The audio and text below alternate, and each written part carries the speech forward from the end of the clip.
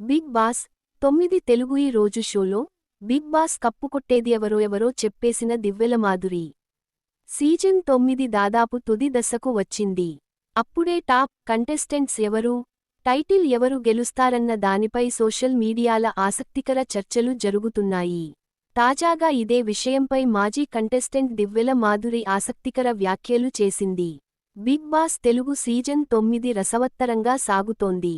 September 7న అట్టహాసంగా ప్రారంభమైన ఈ రియాలిటీ షోలో మొత్తం 15 మంది కంటెస్టెంట్స్ బిగ్ బాస్ హౌస్లోకి అడుగు పెట్టారు. మధ్యలో మరో 6 వైల్డ్ కార్డ్ ఎంట్రీలతో హౌస్లోకి వచ్చారు. అలాగే ఇప్పటివరకు మొత్తం 9 వారాల్లో దాదాపు 11 మంది కంటెస్టెంట్స్ ఎలిమినేట్ అయి బయటకు వెళ్లిపోయారు. అయితే భరణి లాంటి ఎలిమినేట్ అయిన కంటెస్టెంట్స్ మళ్లీ హౌస్లోకి రీఎంట్రీ ఇచ్చారు. ఇప్పటికే బిగ్ బాస్ షో 10వ వారంలోకి అడుగు పెట్టింది. అంటే ఈ రియాలిటీ షో దాదాపు తుది దశకు చేరుకున్నట్లే. మరో 5 లేక 6 వారాల్లో ఈ షోకు ఎండ్ కార్డ్ పడనుంది. దీంతో ఈసారి టాప్ -5 కంటెస్టెంట్స్ ఎవరు, టైటిల్ ఎవరు గెలుస్తారన్న దానిపై సోషల్ మీడియాలో ఆసక్తికర చర్చ నడుస్తోంది. బిగ్ బాస్ రివ్యూయర్లు, మాజీ కంటెస్టెంట్స్ కూడా బిగ్ బాస్ విజేతలపై తమ అభిప్రాయాలను పంచుకుంటున్నారు.